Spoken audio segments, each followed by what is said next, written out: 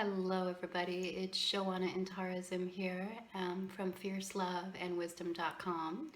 And today is day 286 out of 366 days to transform all fears back into love. And I received guidance yesterday or the day before to spend some time talking about emotional power, specifically those of us, especially women, who have been taught to fear the power of our emotional selves, our emotional beings, what is in our hearts. And so this post and tomorrow and the next day are dedicated to the topic of your liberated emotional power is priceless. It truly, truly is. And this is a topic that is well worth some attention and time and space, probably far more than I can spend in 3 days, but we'll see what wants to happen with that. But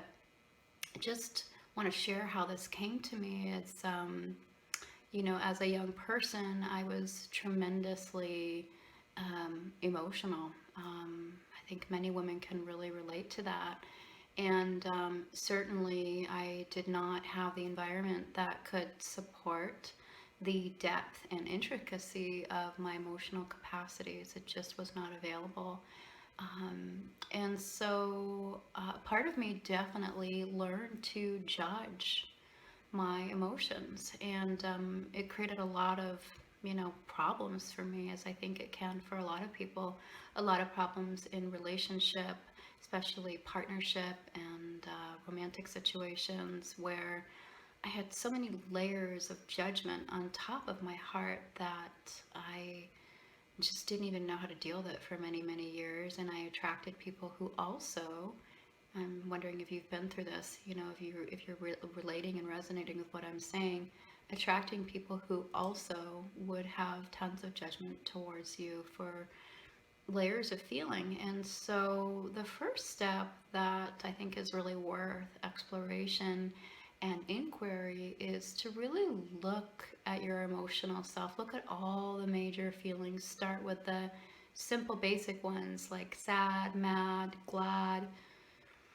um, those are some of the basics. And to really look and see what are the layers of judgment that you have, what are the specific judgments that you have over a range of different kinds of emotions: mad, sad, glad, um, despair, grief, joy, happiness, sorrow, concern, worry. All of those. There's so many more different feelings and more complex emotions that come from that.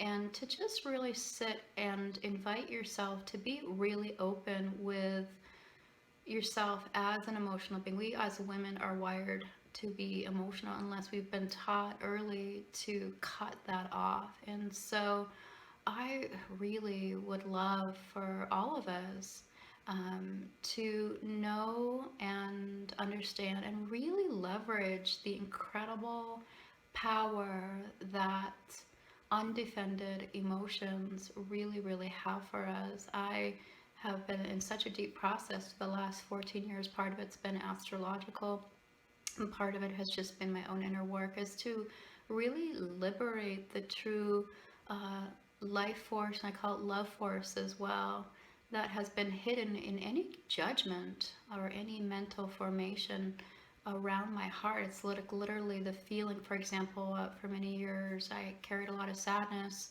and had a judgment that there was something shameful about that. So anytime I felt sadness, guess what? I also felt shame, and like something was really bad about that. So I never could really feel the sadness directly. It was like shame. It was like a bad sandwich of sadness. Shame was bad and sadness was sadness. And so a lot of times we can feel guilty, wrong, shame, bad for just what is in our heart. And my invitation would be to start really seeing the judgments that are there and what emotions, if you will, that they are, or feelings that they are sandwiching over, and to start to become more intimate and truly aware of how those things are actually working, so that in the moment you can then start to become more honest and more open with yourself about the truth of what's actually in your heart, which is precious and valuable. And when you start to deepen that muscle of really opening to it, you can begin to really welcome your authentic heart for what it is. And that is a huge blessing and release and gift to give yourself. And who couldn't benefit from some of that, right? It would feel so good to not have judgments around your heart, not have armor around your heart, not have shoulds around your heart.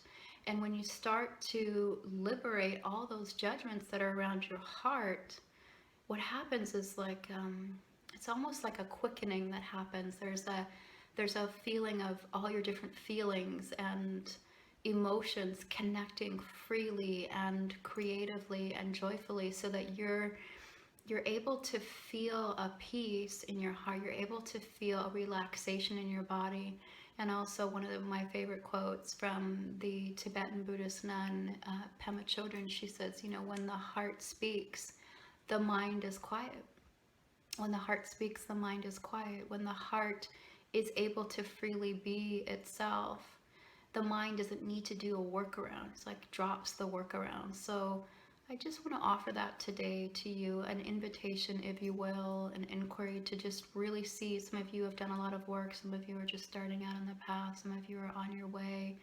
And I think it's also always a good idea to, just to really see what's true. What is true now about where your heart is? What is true about the levels of defendedness, if there are any, around your heart? And beginning to cultivate a really safe space to open to what those are, so they can be seen, dissolved, and then ultimately liberated. And then from there, there's so much life and openness and energy that has an opportunity to return to you. I get to work most of my days in a lot of peace, a lot of calmness fills me with a tremendously busy life. I have two small children, a marriage, a household, a body that I'm committed to taking care of, spiritual practice. All of that is really, really important to me. And the amount of things that I'm handling is staggeringly full on life, as some of you can probably relate. So my motivation to share this comes from wanting you to be just so freed up, just really wanting you to be freed up, and to have that kind of like liquid feeling flow energy in your body, in your mind, in your heart, so you can create with it whatever you want. Emotional freedom allows tremendous creativity. It allows a release of so many mental structures, habits, formations, patterns, dynamics, syndromes. And I would just love to hear, how you liberate yourself from any kind of judgments around your emotional power. Because let me tell you something, your emotional power is immense. It is immense. And in its liberated state, unjudged, it is capable of just about anything. And then the question becomes, what is the highest use of that for you? What would be the greatest good that you could deliver to this world with your emotional power really liberated and really free of judgment? That's the question I want to invite you to take away. Thank you so much for joining me. Look forward to connecting with you tomorrow. Thanks.